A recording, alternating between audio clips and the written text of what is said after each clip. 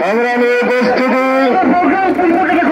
5 দফার দাবিতে বাংলাদেশ খেলাফত মজলিস কর্তৃক আজকের এই গণমিছিলের সম্মানিত সভাপতি, প্রধান অতিথি, কেন্দ্রীয় দায়িত্বশীল বৃন্দ, আজকের এই গণসমাবেশ ও গণমিছিলের পূর্বে বর্তমান সরকারকে স্পষ্ট ভাষায় বলে দিতে চাই, আগামী ফেব্রুয়ারিতে যে নির্বাচন হবে সেই নির্বাচনের আগে যদি আমির মজলিস আল্লামা মামুনুল হকের 5 দফা বাস্তবায়িত না হয়, বাংলার বুকে কোন নির্বাচন হঠাতে হবে না, হবে না, হবে না।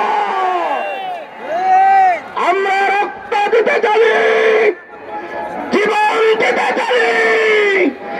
আমরা 24-এ রক্ত দিয়েছি, 21-এ জীবন দিয়েছি, 13-তে জীবন দিয়েছি।